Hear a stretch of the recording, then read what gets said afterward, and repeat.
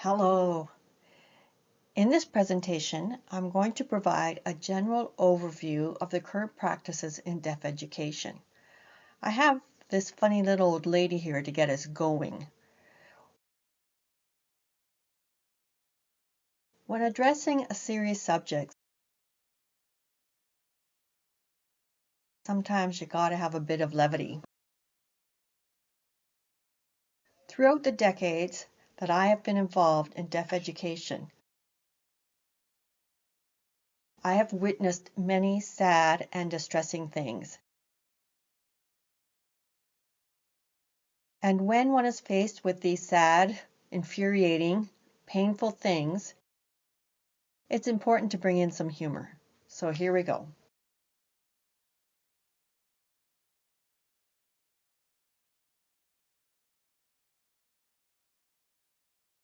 Some deaf folks speak. Some deaf folks sign. Often they are regulated exclusively to one of these separate camps. Yet don't we know many that do both? Society's expectation is that deaf children should be taught to learn to speak and hear. After all, the signing deaf community is very small in number. The hearing parents of the deaf child are pressured into choosing one or the other. What I'm hoping to do is to dismantle these binaries. It's not an either or. It can be both.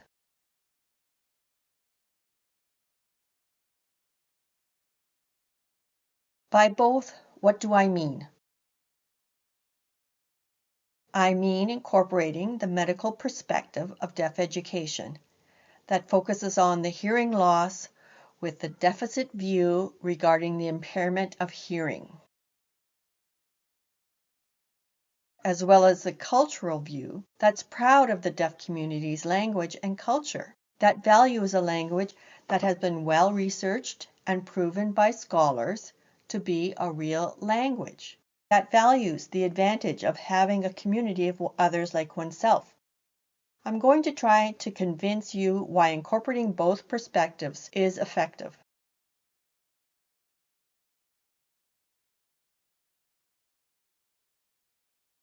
If we want to eschew the binaries and incorporate both perspectives, we have to begin by updating current educational policies to reflect the latest research in language acquisition. Languages and language use are amazingly political. It's historically embedded into societal beliefs that specific languages are valued and others are to be marginalized. So we must begin by discussing our own attitudes towards languages and why they exist. Do you have these biases?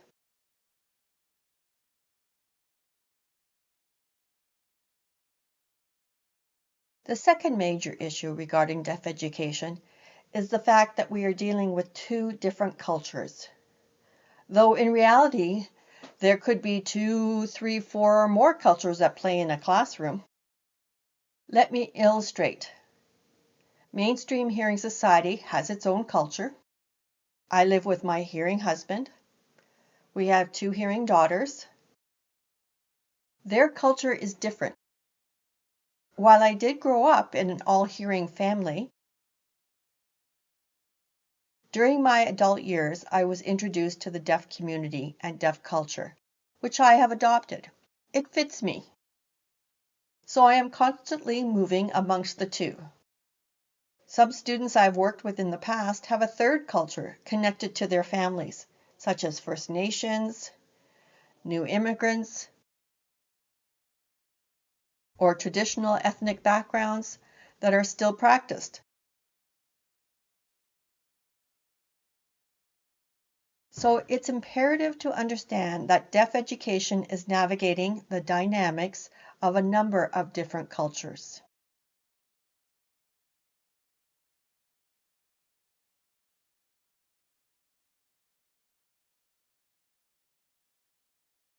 The hearing majority tend to view deaf people as inferior because they have a different language, a different culture.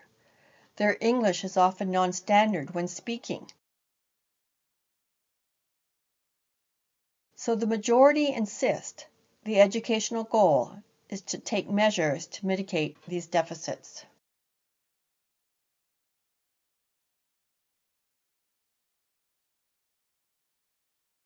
What we need is for deaf education to respond to the language deprivation of students.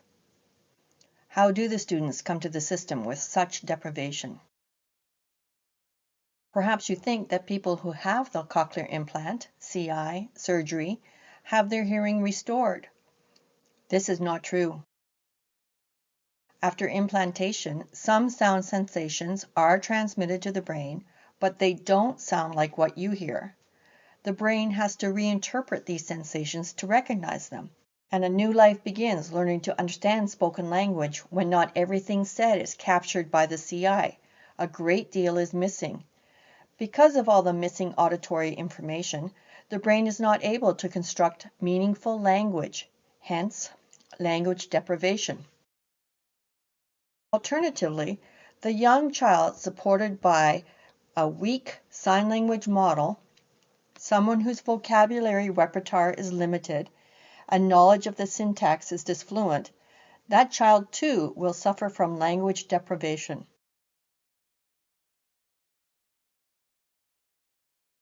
A deaf child whose hearing is augmented such that they miss very little auditory input, or a child who has exposure to fluent sign language models and users, both these children are likely to acquire language in a normal, cognitively healthy, stage-wise progression.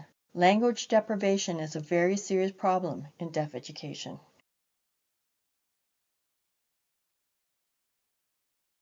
Deaf education must recognize and deal with the inherent audiocentric privilege valued and imposed by people like you who are watching this presentation. You may not even realize the extent of this privilege.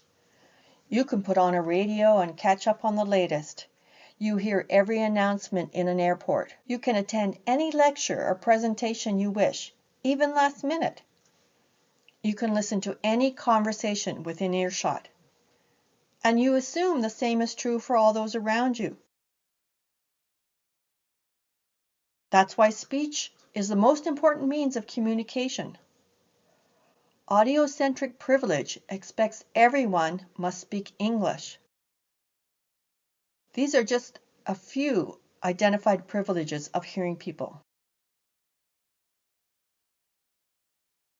Conversation is defined as speaking, hearing, listening. Consider the audiocentric privileges you take for granted and how they bias against deaf people and infiltrate deaf education. I'll give you a specific example of when my husband demonstrated an audiocentric behavior. He comes over to me to say something, but I'm focused on something elsewhere in the room. He'll start speaking beside me, but I'm not looking at him. But he assumes I hear him. In order to be more deaf-centric, he should tap me on the shoulder, get my attention. Once we have eye contact, then he can say what he wishes. While he does know this, he forgets. His audiocentric upbringing takes over. This is a sign for autism. It's framing a box around the ear. Autism, like all other isms, is a form of discrimination against a group of people. Think of racism, actions that disadvantage and marginalize people of color. Attitudes we hold against the differences we perceive others to have from ourselves. Autistic attitudes manifest themselves in many different forms. For example, some people believe that sign language is not a real language.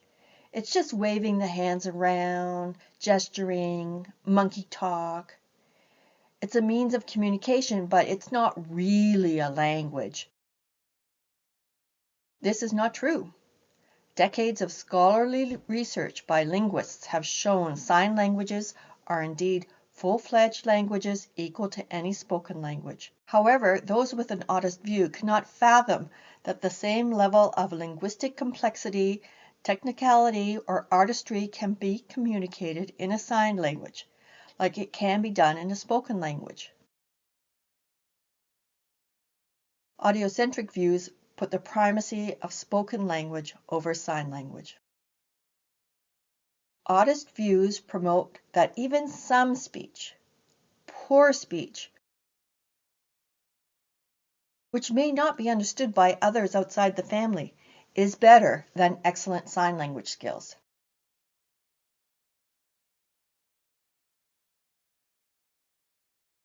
They view fluency in sign language as irrelevant and unnecessary. Audiocentric views put the primacy of spoken language over sign language.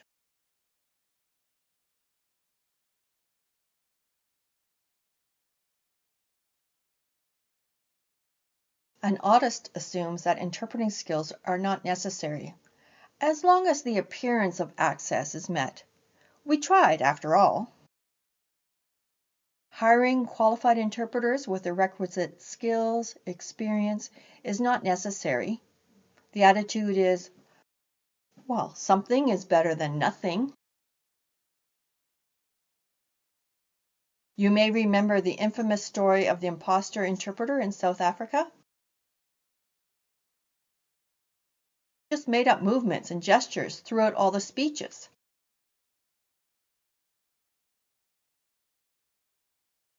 Organizers hired him thinking he was a competent interpreter without checking into his credentials or background, relying on his word alone, when in fact he had no facility in any of the local sign languages at all. The deaf community in South Africa complained at the service, complained that the organizers would employ such an imposter, and the outcry got global attention from many news organizations. But it's not just this instance. Our schools, boards of education, governments, and classroom teachers think that if they hire someone with a little bit of sign, that's better than nothing. This audiocentric privilege appeases us by providing the illusion of access at the expense of the child's language development. They perceive sign language as inferior and easy to learn, so the unskilled interpreter can catch up. But it's a language, so it's not easy to learn.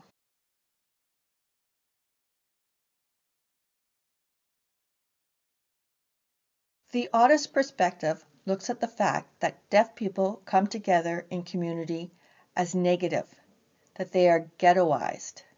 It's because they can't function in the hearing world, which is completely false. Where else do we live except in the hearing world? Look at me.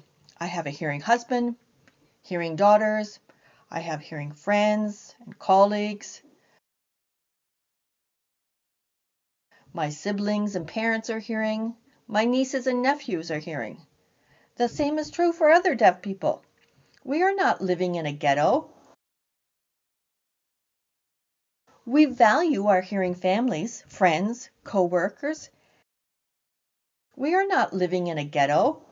And of course, we function in the hearing world, but we also value our relationships within the deaf community. Let's move on to white privilege in deaf education. If you look at the demographics of teachers of the deaf in Canada, they are almost exclusively white, middle-class women. Yet the children we teach are as diverse as any classroom: Black, Indigenous, new immigrants, etc. How do these teachers navigate the various family, cultures, backgrounds, languages, religious beliefs, traditions, cultures, identities, while coming from this position of white privilege? This is a big problem in deaf education.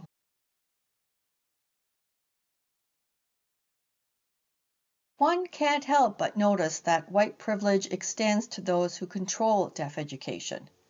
Almost everyone is white. And who benefits the most from deaf education policies? The auditory industrial complex. The benefits go to those who sell hearing aids, to the health system that supports CIs, such as surgeons, audiologists, speech language pathologists, etc. Legions of mainly white people hold all these roles. So the main benefactors of current deaf educational systems and policies are white. The auditory industrial complex doesn't want much heed paid to sign language. They want to focus on CIs, hearing aids, therapists to their financial personal benefit. The communication continuum is quite wide.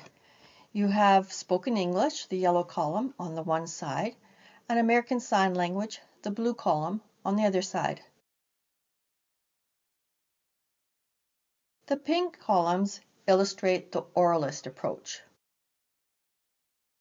Total focus is on speech and hearing, using specialized services such as therapists and technologies such as CIs and amplification systems. Sign language would be forbidden. The middle brownish-orange columns, plus the green columns, fall under a general heading of total communication. Total communication is meant to use signing in English word order. Some systems have developed a sign to correspond with each spoken word. There seems to be some flexibility in the different codes, but the primary purpose is to illustrate English word order, grammar, using signs. It's like taking French vocabulary and putting it in English word order. The green columns seem to have more flexibility and will incorporate more ASL features and is less strict on demonstrating the word-for-word English syntax. As I mentioned, the blue column is American Sign Language. So each end of the continuum is bounded by a true language, English and ASL. In between the two are the various non-language codes used in deaf education.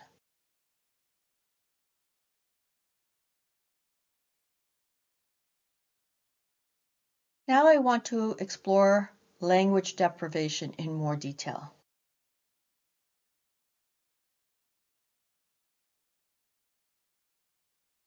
How does language deprivation occur in deaf education? It begins with the assumption, the myth, that providing hearing aids or surgically inserting cochlear implants is the perfect solution for all deaf children. It might provide a benefit to some, that's true, and these children may thrive with speech and auditory training, so don't think I'm against these services. But the dominant thinking is that all we need to do is give them the technology and let them be on their way. But these hearing augmentation solutions do not correct hearing like eyeglasses can make one's vision crystal clear. Not even close. Much of the auditory information is still not perceived by the brain. So much is missed. For many children, their brains receive inadequate input, unable to piece together any semblance of a spoken language. It can't interpret the sounds to develop rules for syntax, grammar, meaning, morphology. For example, English word endings, crucial to meaning and grammar, are often missed. It's just a jumble of auditory sounds, inaudible, garbled sounds, and missing sounds. So the developing brain lacks the necessary input to make out that a language is even present. The same is true of a sign language. If the ASL language model is disfluent, then the deaf student's brain is not receiving input of the necessary features of a true language to develop naturally. In both these scenarios, the children are language deprived because their young developing brains are not given proper exposure to a true language. It's easy to see that the oralism approach is propagated and chosen for deaf children because of our audiocentric biases. Families want their deaf children to speak, to be part of the hearing family's culture. But the reality is that most children taught in a strictly oralist approach end up language deprived. Unfortunately, most doctors and therapists force families to choose one or the other, either the oral approach or the signing approach. It's always framed that the family and the deaf child can't have both, and the legacy is that deaf and hard of hearing children for many decades and even up to this very moment are language deprived. Let's look into some studies and find out what language deprivation looks like in deaf students.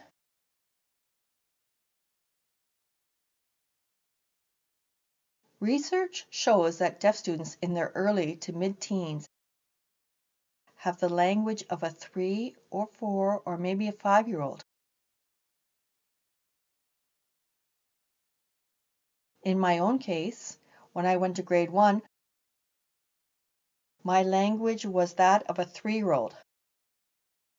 So in grade 1, I talked like a 3-year-old. I was already coming in language deprived.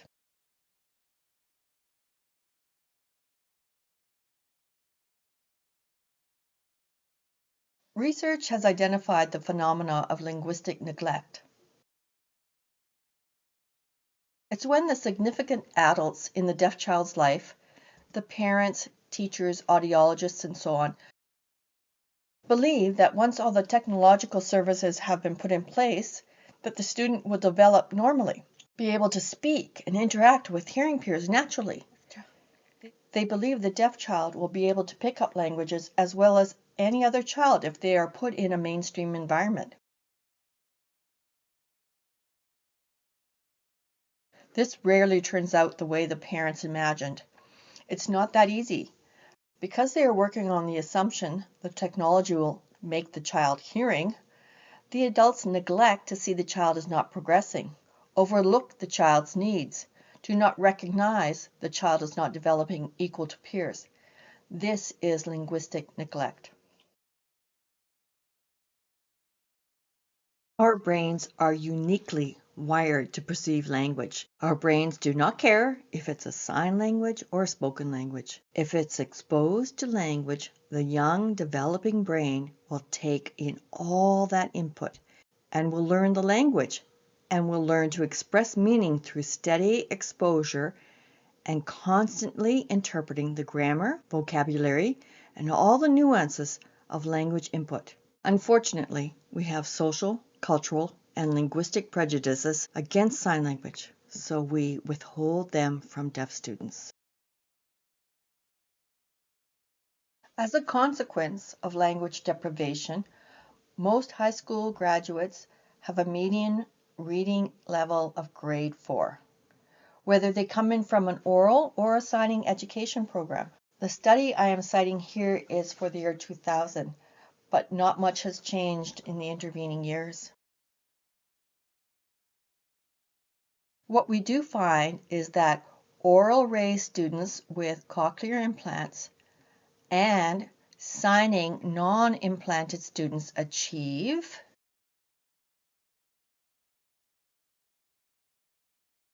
similar levels of word knowledge and world knowledge. Both groups have similar achievements, which actually means both groups struggle and show the effects of language deprivation. Regardless of educational programming, the general outcomes are the same. That's very telling. Don't forget that students using sign language are often being taught or provided interpretation by underqualified and disfluent language models.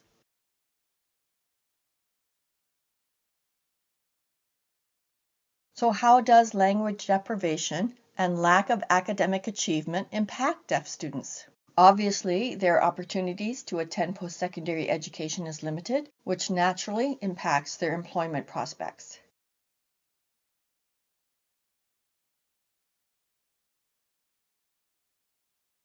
I want to take some time to again revisit the medical versus cultural perspectives in deaf education.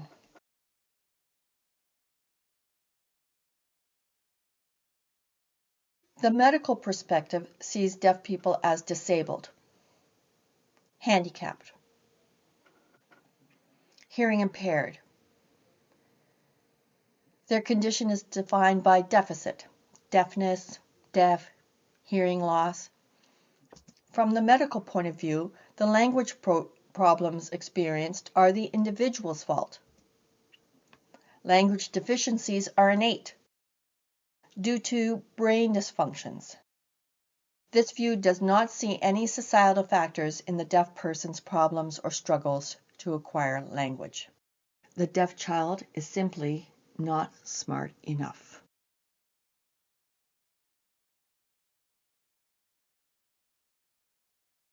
The medical perspective defines the healthcare's role to medically help the deaf person hear, to address communication disorders by developing equipment, for example, to use a telephone, like the TDD. From them, it comes back to the mantra that the deaf have to function in the hearing world. Naturally, the best way to do that is through inclusive educational programming.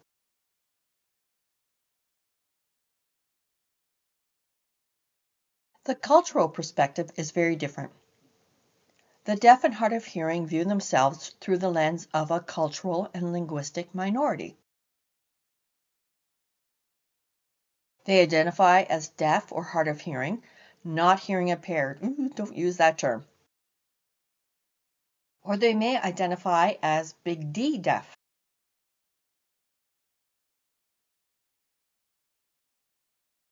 Deaf people view themselves as a cultural minority that has rights as citizens and has a place in the community as deaf people, that American Sign Language is a true language, and that any debate to the contrary should be over by now. Deaf people perceive themselves as different. The fact that they sign instead of speak does not make them inferior, it makes them different. The traditional equipment to use the telephone in the community was the TTY, which is now obsolete, as is the TDD. Now we just use text or video calls.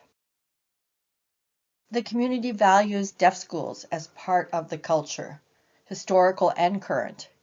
It supports bilingual, bicultural education programming. No binaries, no either or, both English, spoken and written, and signing are valued. So you can see how different the two perspectives are.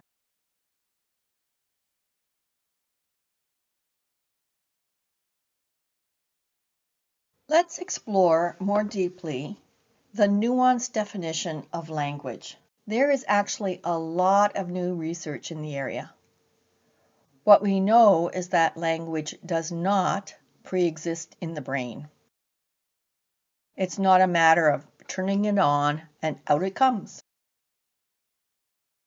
Language is socially constructed by a group of people engaged in meaning making. This is a relatively new perspective on language acquisition, and it hasn't made its way into deaf education yet. Not really.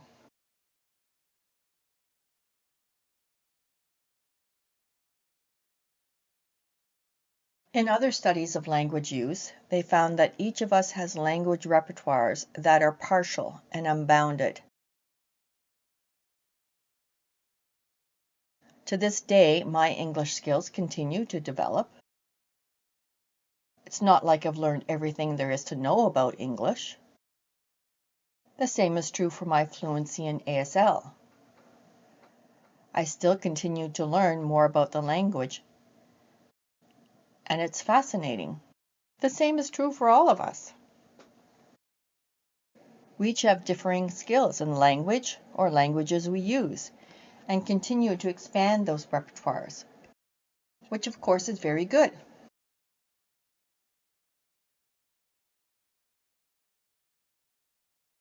The research shows we use multiple semiotic resources in our language making. It's not limited to speaking or signing. We incorporate other resources in our language development.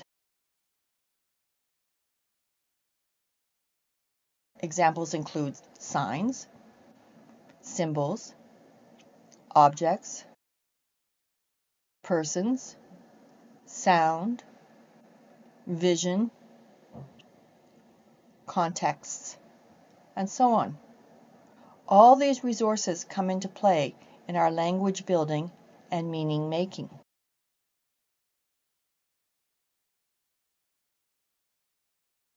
Language and cognition are not strictly in our brains, but are distributed across multiple environments, which serves to explain our understanding of language and how it is stimulated by traveling to different environments.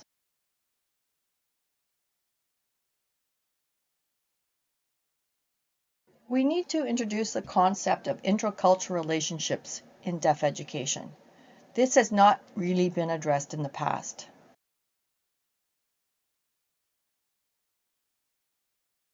Typically, classroom exploration of other cultures has been superficial, such as discussing ethnic foods, traditional dancing, holidays observed, clothing, or maybe even learn a greeting or two in another language.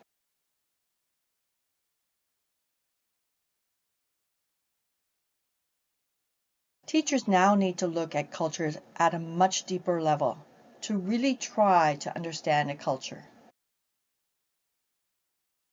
by considering beliefs and historical contexts in order to explore the concepts of intercultural relationships.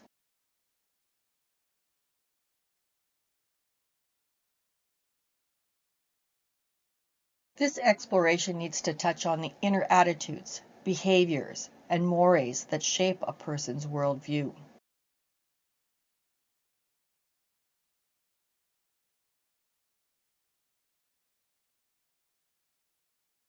We need to recognize which side of the line we're on. On one side of the line is the other, with their lived experience, different from our own, a different culture, a different economic context.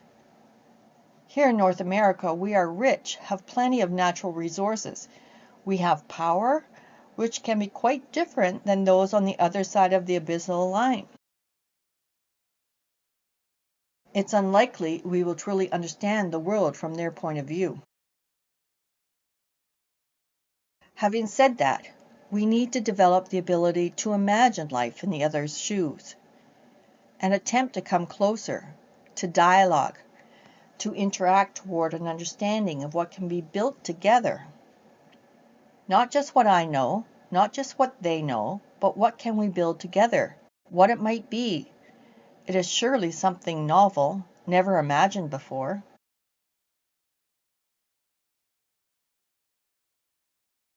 Our own study of intercultural relations can help us teach deaf children, can help us guide them through the many transitions of identities they may experience through the maturation process. The more exposure the deaf child has to different positive social experiences, the better for their development. The child should not be plunked into a hearing classroom and assume they'll be able to pick up on everything that's going on around them. We cannot inflict this daily frustration on them.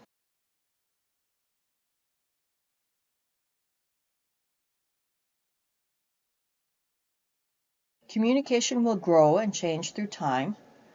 Students' needs will naturally change. It could be that early on after the CI implantation, the student saw great gains. 2 years later, the student may need much more support. Often teachers, therapists, or administrators assume that if a child is at grade level, then supports are no longer needed and they are withdrawn. This can be when language deprivation begins to increase, and it will only worsen over time.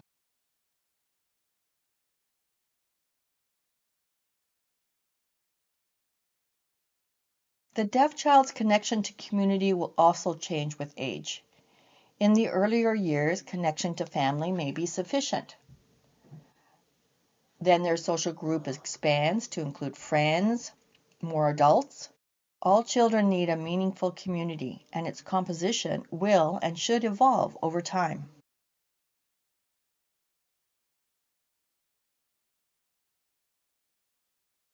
How can we avoid making errors in judgment, program decisions, and so on? The key is to recognize the need to be highly self-aware. Any service provider or educator needs to be reflective. Consider your internal biases. Consider your privilege, because your authentic attitudes can never be suppressed or hidden.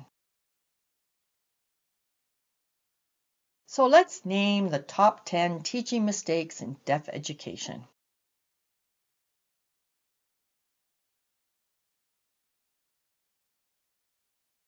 This assumption is all too common to teachers of the deaf.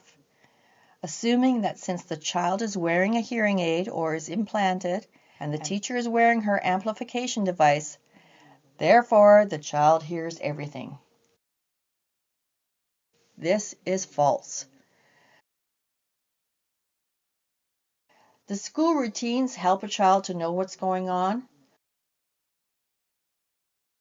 but the novel information, such as introducing new concepts, technical vocabulary for a particular subject, those can be the precise situations when the child does not understand what is being said.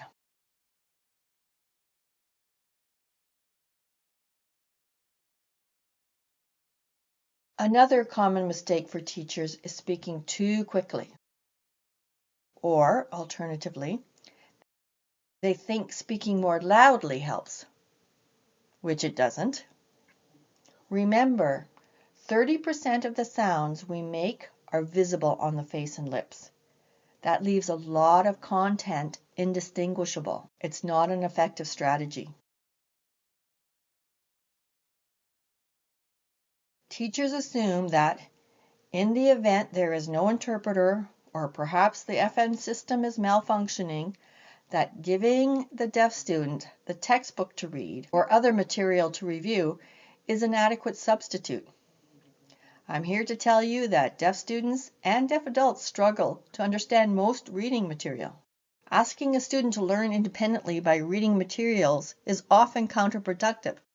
It's particularly counterproductive if they are language deprived.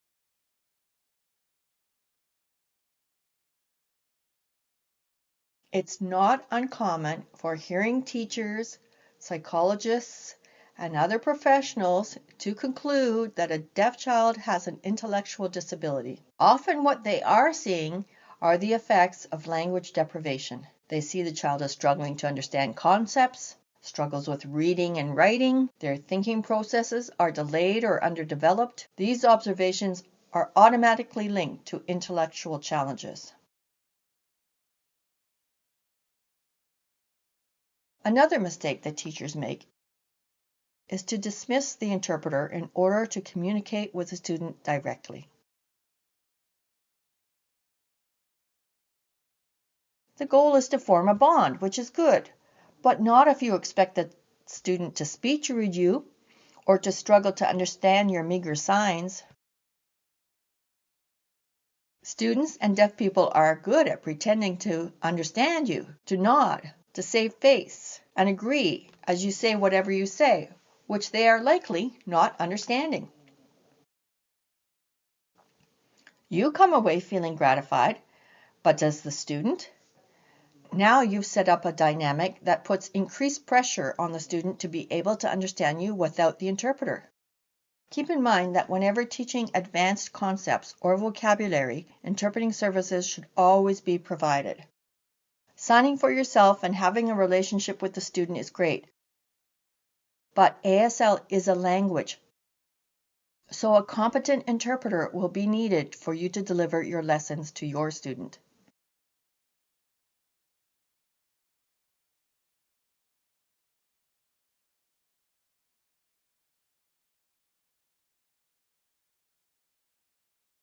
Often hearing adults underestimate how visually aware deaf students are. Having conversations in spoken English with others that effectively leaves the child out does not go unnoticed.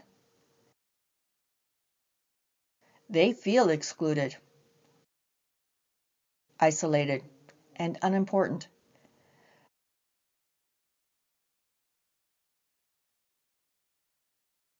Deaf adults who use ASL are deeply offended when others speak in front of them, which intentionally excludes them. It demonstrates perfectly an attitude of audiocentric privilege.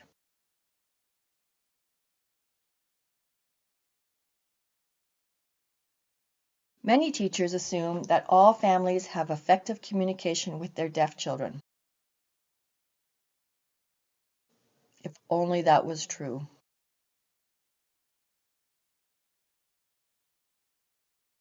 I have known teachers who believe that with their own basic signing skills, maybe they have taken a course or two, they can convey complex ideas to students. It's not true.